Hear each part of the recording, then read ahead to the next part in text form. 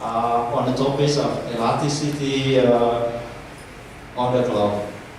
My name is Linh from Vienna University of Technology, and I'm supposed to be monitor all the talk today. The first talk will be by Pablo Fernandez from University of Sevilla on the topics of SLA, and hopefully you give us something about whether SLA is still okay or is already dead, and now changing to elasticity or not. So welcome. Thank you. Thank you very much. I think this is going to be the first time I have a presentation with this. It feels like a singer. Well, as Lin was saying, I'm going to try to defend the idea of SLA. I will see if I can survive or not. So basically, my presentation is divided in very well-defined two parts. First, about the foundations of what we believe is the SLA, and I'm going to present the work that we have been doing in the last years. And the second part is based on this foundation, what we believe that it could be interesting to go for the elastic computing. And specifically, I'm going to show you a couple of practical implementations that we have done, and also some ongoing work. So just because the first time here in the summer talk, I'm part of the ISA, that is Ingeniería de Software Aplicada in Spanish, that is Applied Software Engineering, that is led by the Dr. Antonio Ruiz Cortés. And we are this group of people. This is an old picture of us. We have grown since then. And I'm going to start actually with a slide that was stating the actual elephant in the room. That is, what is actually an SLA? Because at the end, SLA has been a very overused term in several scenarios, several domains. Many people give different semantics. So what I'm going to show you now is in order to try to explain our philosophy about SLAs, I'm going to show the best slide that I have, that actually I didn't do it. My niece of 6 years old did it, because we have the custom in our group that whenever we have a complex issue, we want to explain it to our kids to see what they understand. And this is her idea of what is a service level agreement. There is apparently something that is automated to make the computers fall in love together. And at the end, I think it's a very nice metaphor, because as the law, the SLA is the interaction between systems is not always about functional things. No? Love is very important non-functional things, and for us, SLA is everything related with non-functionality. So I would like to give me by the way, that was my best slide, and now the presentation goes worse. So I would like you to try to, when I say SLA at the very first part of my talk, I want you to give me an opportunity to explain later on how we think that it could be interesting. So in spite that some people that are near believe that SLA could be a dead term, for us, this is something that is related with very, very actual problems, like concepts that we have just seen yesterday, like provisioning, compliance, monitoring, workload optimization, QoS, service level objectives, pricing, customizing. And actually, I just put in italics, in cursive font, because this is actually words that I heard yesterday in some talks. So just wanted to highlight that. So at the end of the talk, hopefully you will agree with me that these two concepts are really tied together. So if you want to really create an automation and some engines to optimize all the right side of the slide, you have to take into account the service level agreement. So at the very heart of our concept of SLA is quite founded in the specification that, in our opinion, was the most interesting one concerning agreements, that is WS agreement.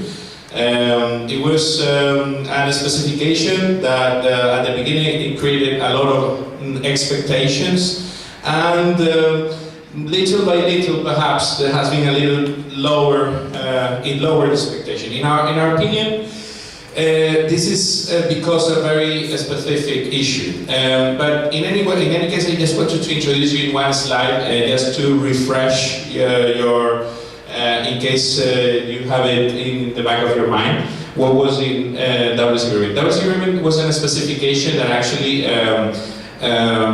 was aimed to create agreements in an automated fashion. So it provides some protocol from one agreement initiator and one responder. Initiator just asks for templates. The responder send that templates that are like agreement with some gaps in there. And then the initiator fill out the gaps between, based on his preferences. And at the end, the responder can say yes or no. It's a very simple protocol. That could be extended with more negotiations, complex negotiation if you want. And also, apart from the protocol, they also specify the actual structure of the SLA. And for us, that was a very interesting thing, because before the WS agreement existence, we were working a lot on non-functional things. So it was very interesting for us to have, for the very first time, an official, let's say official for a specification, a way of put all the things that we know about non-functional in a specification.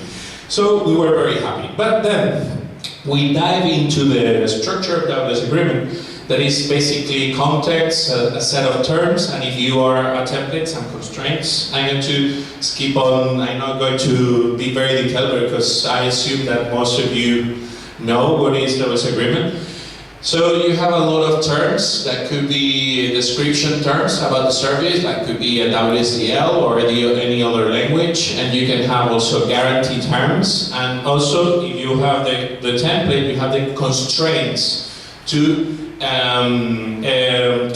make understand to the other party which are the possibilities to fill the gap between in the template.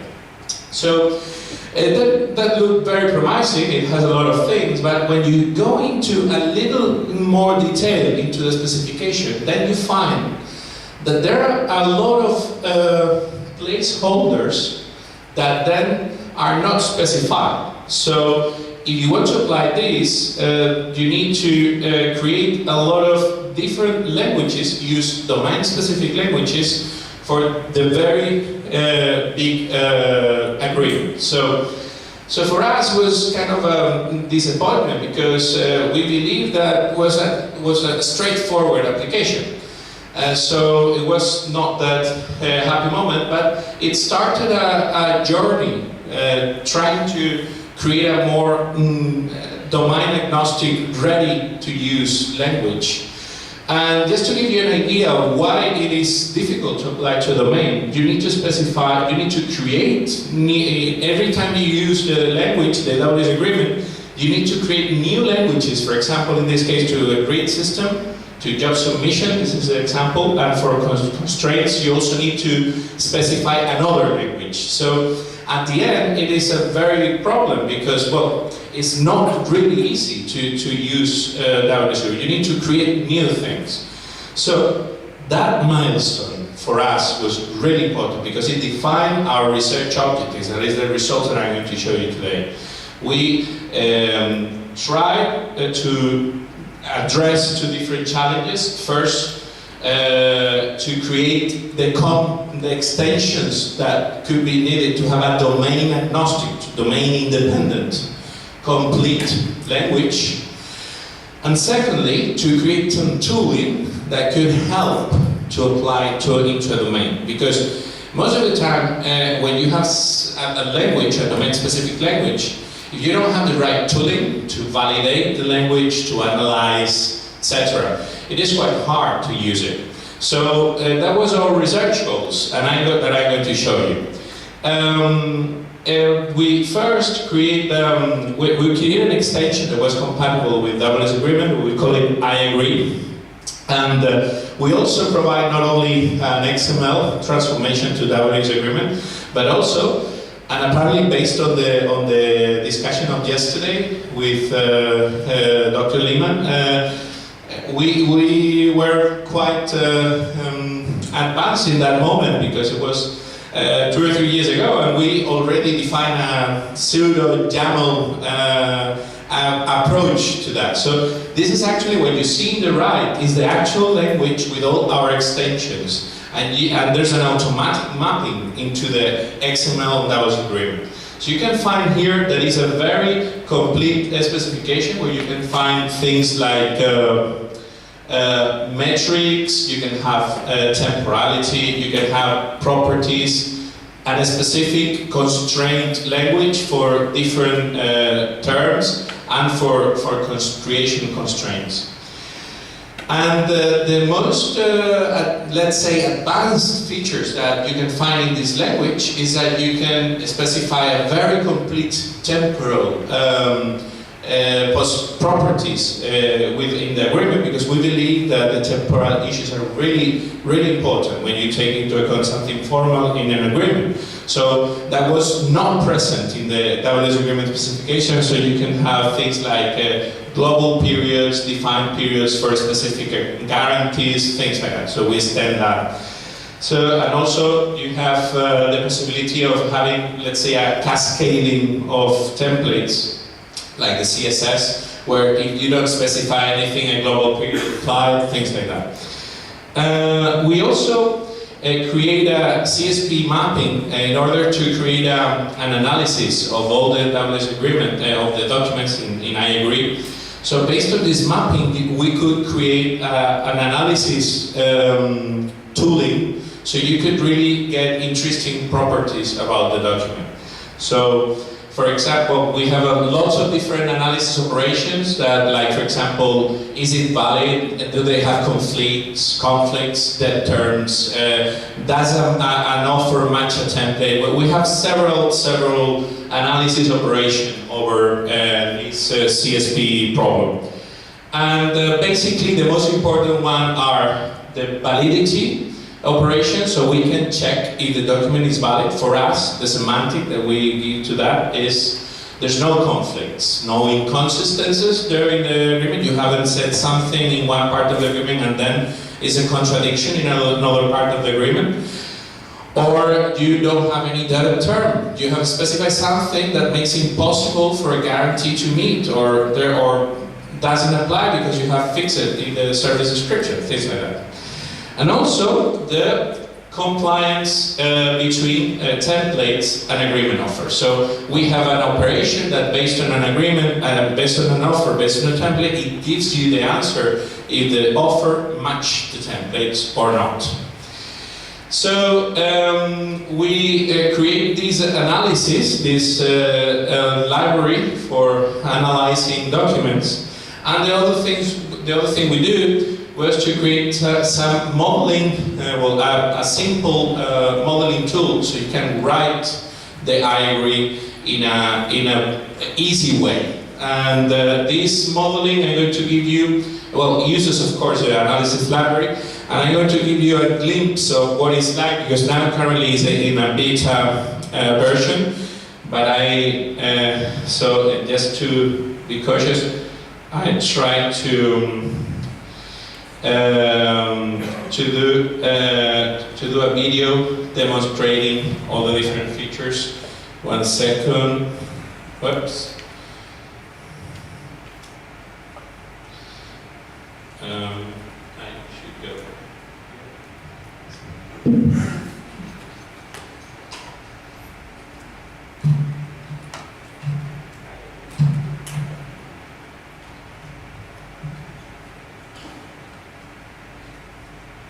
So this is basically how the tool looks. It's an online tooling system. So you have different workspaces in the right, and you can specify all the different files that you have, and then you can offer, for example, an offer. We have some helping tools to, well, specify all the different things. You can write differently. You have metrics, you have the services, the monitorable properties, and some guarantees. This is the only thing that you need to specify for the agreement. Then you can have the analysis operation, the main analysis operation as button in the top. So for example, here detect some inconsistencies because the storage size is not well defined. So if you go to the storage size, you see that you have specified your service 300 storage size, but there's a type impossibility because it's only from 0 to 200, and then you can very quickly detect typical mistakes that you can do when you're modeling the agreement. You can create new guarantees, try to specify something. And for example, let's say that you commit a mistake and do two complementary impossible guarantees, because one say you say the provider will guarantee something and the contrary. And it says this, it gives you these contradictions, so it has this kind of things. You can also, if you break the language in any way, let's, for example, well, let's fill in the app. Let's take a little bit forward. So you can start writing. It has some syntax checking on everything, so it has real time. It gives you explicit.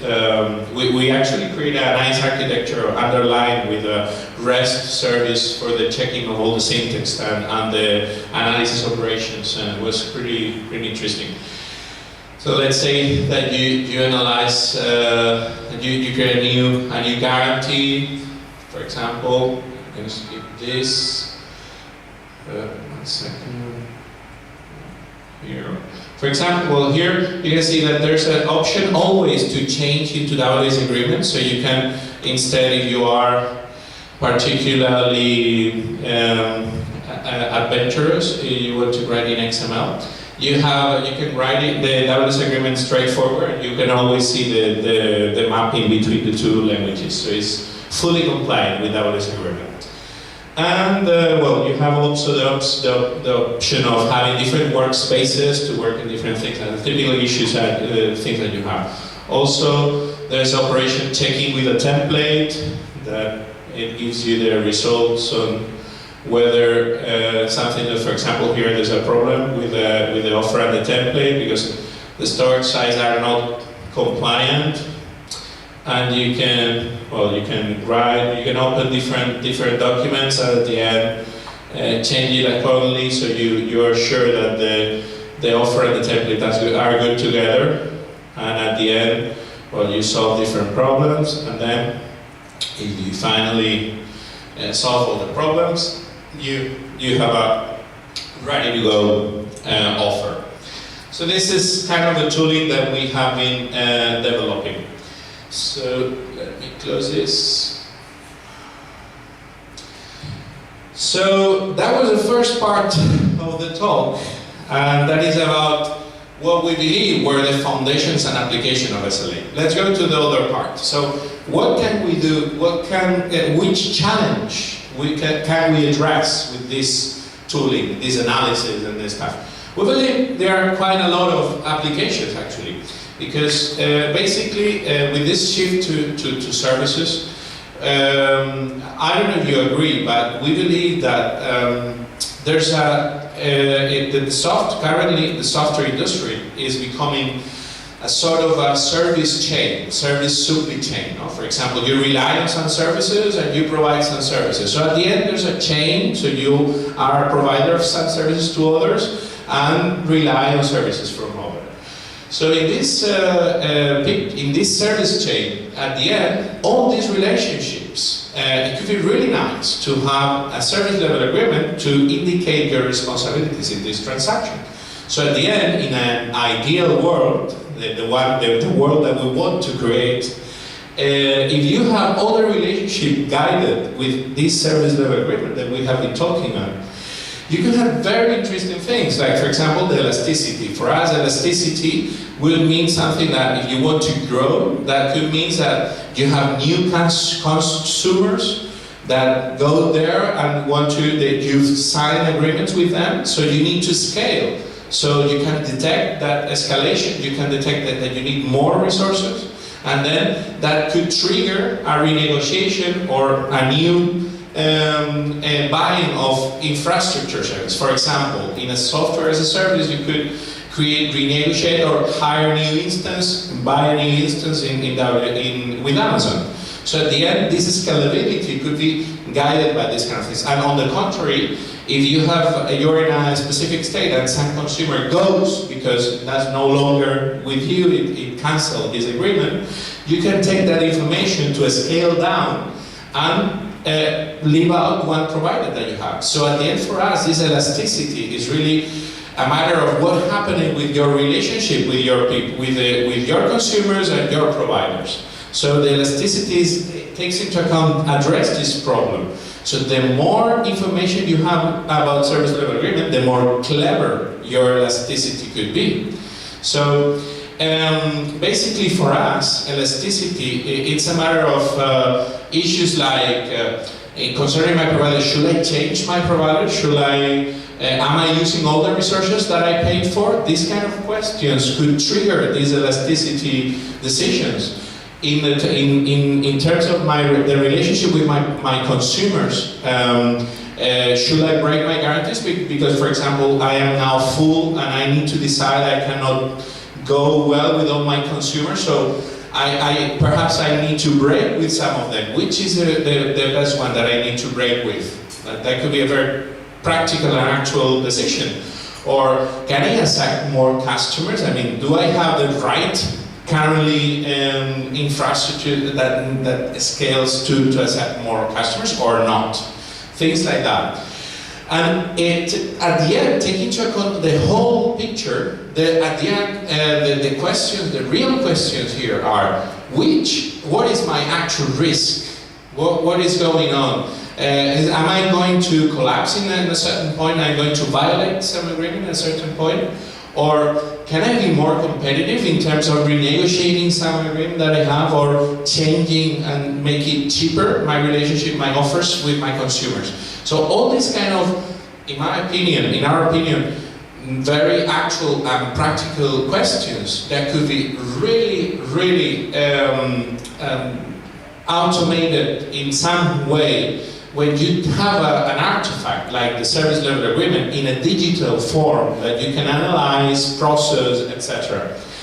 So what I'm going to give you, just to state my case, is 4 examples. If I have the time, well, I have 5 minutes, no? Because we start 5 minutes later. 4 cases of specific things, works that we have in progress about availability, pricing, compensations, and SLA-driven SaaS that take this artifact as a key, the service level agreement as the main document to analyze and provide interesting answers. So we have that based on the analysis and the framework that we have.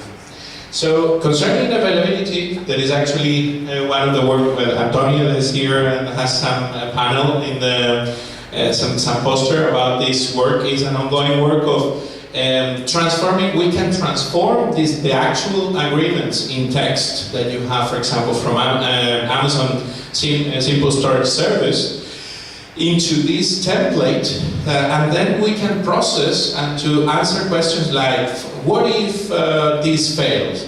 And so you can perform very clever analysis about, okay, here apparently says, this is the actual real SLA of Amazon, that you have, if you have, they have a between 99 and 99.9% of availability. So the actual immediate conclusion that you could say is, well, it's pretty cool, pretty nice. But when you formalize that and you analyze the actual calculation of everything and you have it in a formal way, then you can have very fine-tuned analysis to see which are the limits of this. What does it exactly mean 99.9? So for example, in this case, Actually, the way of calculating is in periods of 5 minutes, and it depends on the ratio between the failed request and the request that you have done. So if you don't do any request,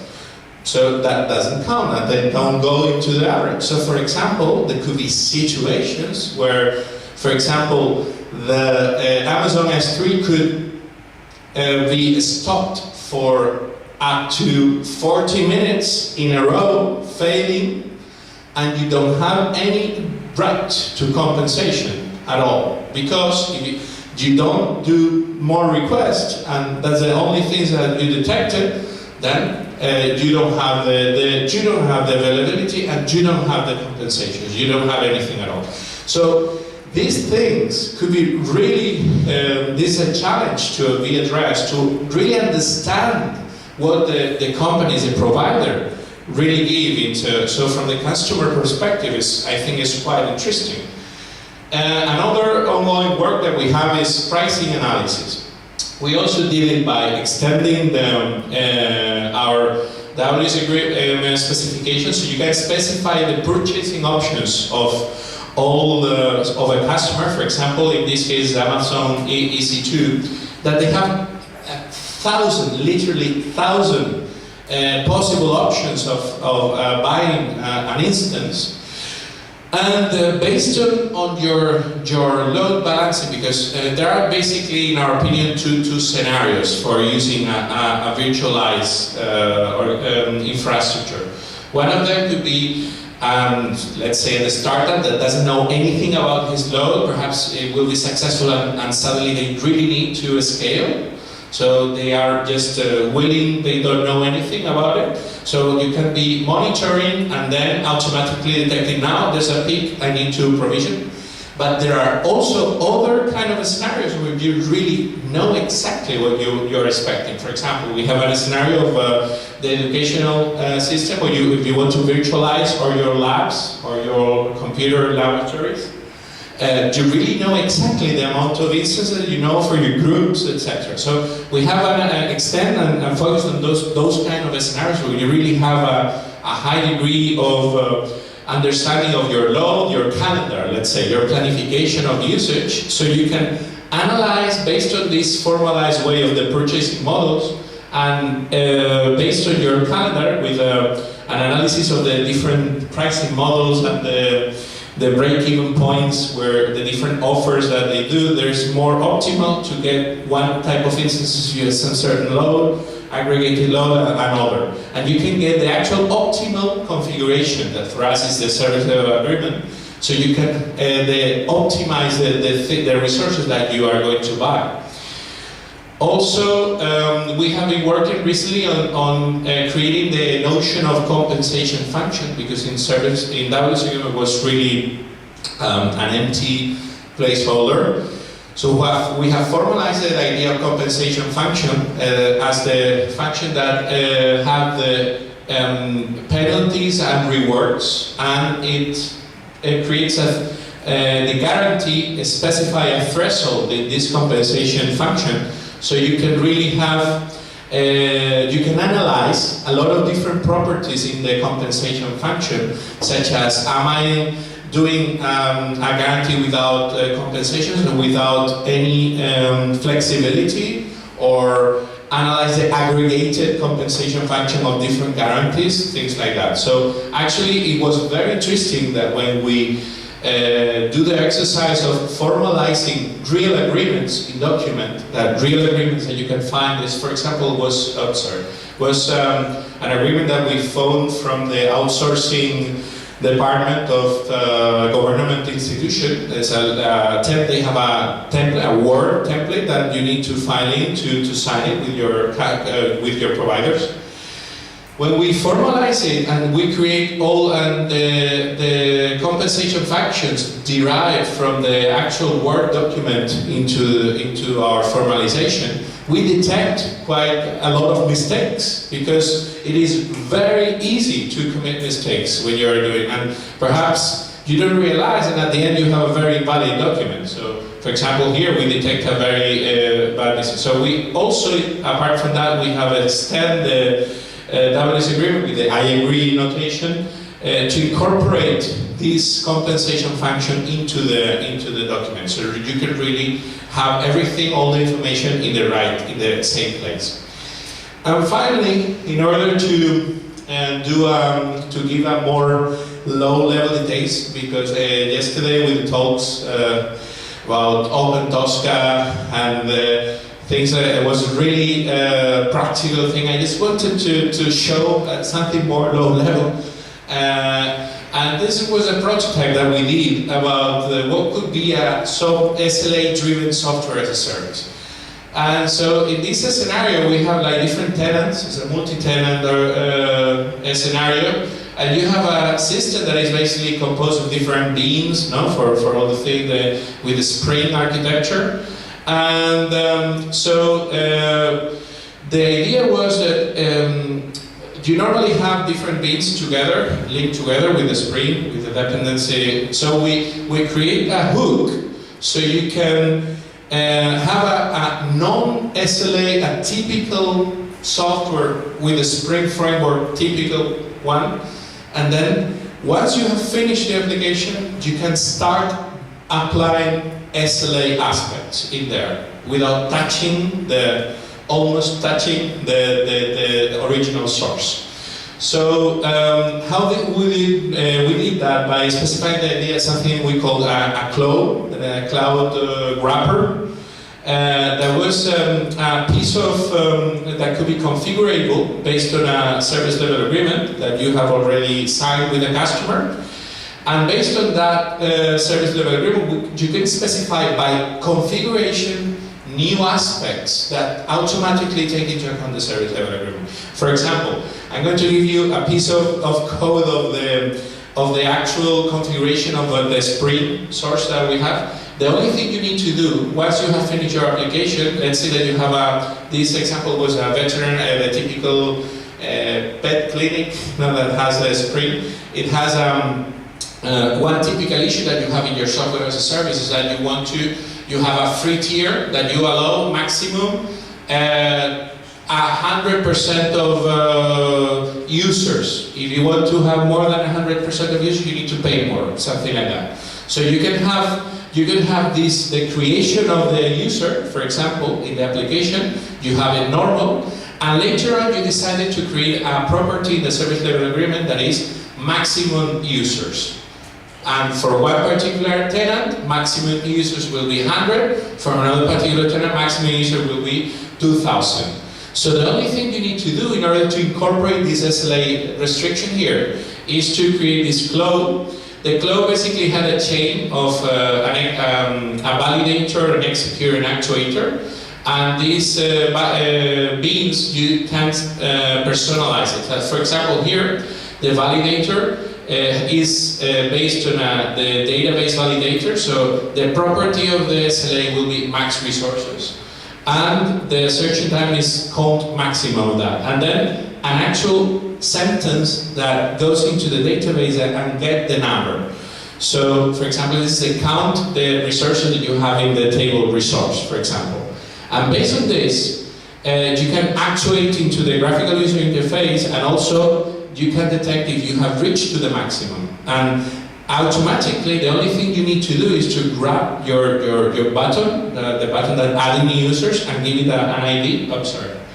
Well, give an ID to that button. So with only this piece of code, exactly this configuration, what you finally get is that your application, based on the tenant, when a tenant reaches a maximum, automatically this interception detects that now the SLA is over in this property, and it deabilitate the button, and also say to the user, you have reached your SLA, you can go to a premium or a better offer, and this is without touching without any other code that you need. So this opens the possibility of extending applications or decouple the development of an application and the design of SLAs and how you monetize, how you are going to take advantage of the SLAs.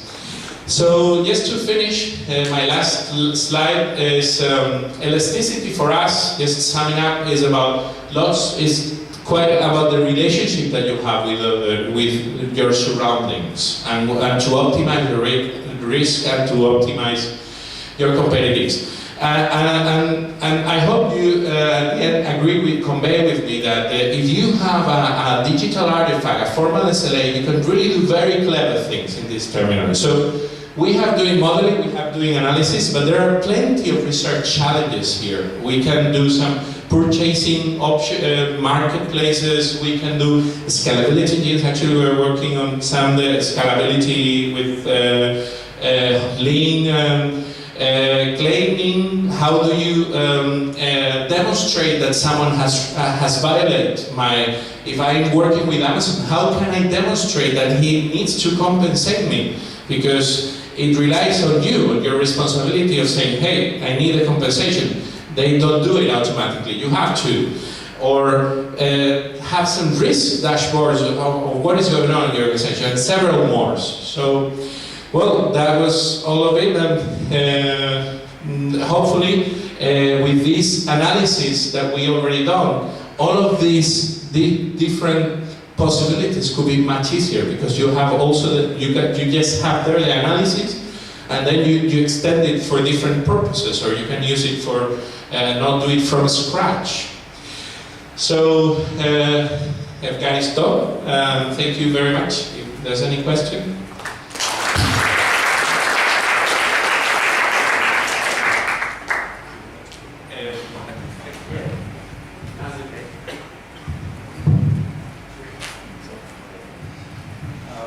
One of the problems now is that many cloud providers, they over provision their resources.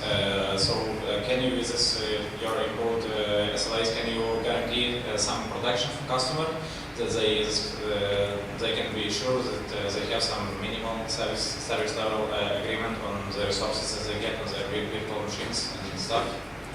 Well, that could be an interesting application of service level agreement that we have currently not worked on the engine that you need to take to monitor and say what are your specific levels for you.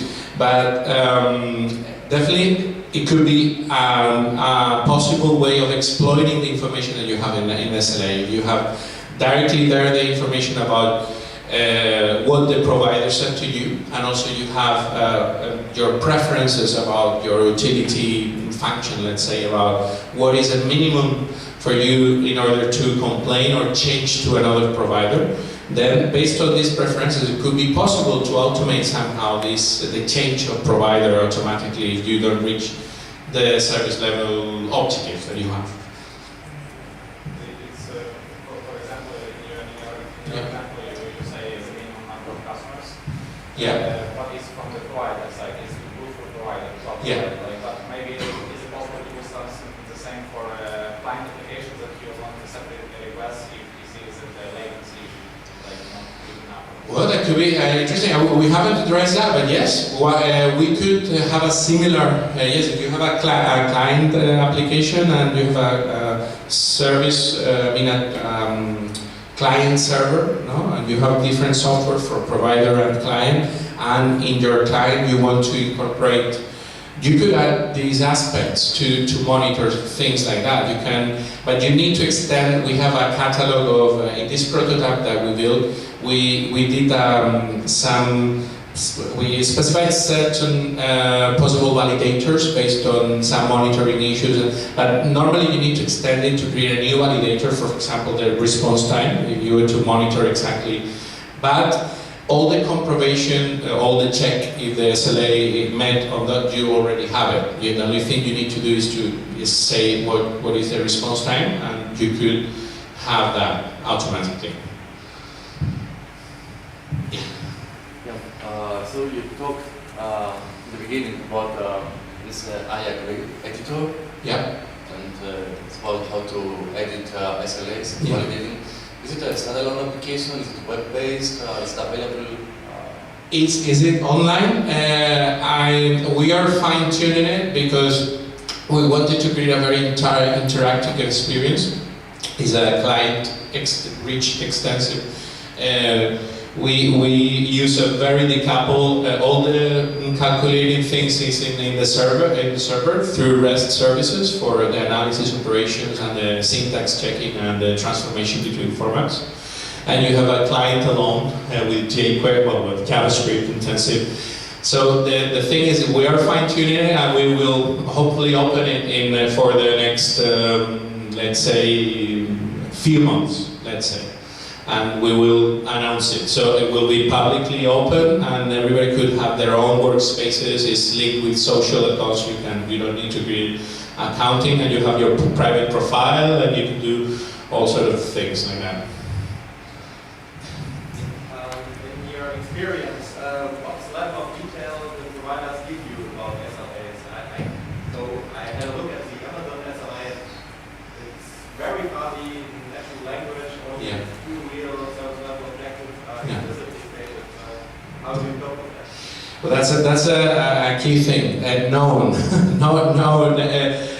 Currently, there's a first challenge that is mapping the SLA, but in our opinion, this modeling effort that you do, that provider won't do it, but there could be intermediate companies that are making some business around complementing things that the provider don't do. For example, a couple of companies that try to optimize that your contract, your billing every month is right or not, that they could really do it and give it available as a value added to create a business. But anyhow, in spite these kind of companies doesn't do that, even if you're a consumer, and it really pays off to do this modeling just for you, because you could really get a more accurate analysis, as I said, of what are your risks and everything. So one of our goals with this tool is also to create a repository of agreements, public agreements. So once someone has modeled for the first time the Amazon S3, he can publish it and also link it with the version, because actually the other things that have Amazon is they change it every month or every 2 months. So that's also very interesting to have it formalized, because you can really check exactly which are the changes, because most of the time when they change it, you don't really get a mess because you don't know exactly what changed. But when you have it already formalized, it's really quick to see everything. So our view is that will be a community-driven modeling approach, not by providers, or perhaps some companies want to create intermediate services. Okay, so I think thank you for your talk, and then okay, so our next speaker will be Holger Smart from University of Stuttgart, and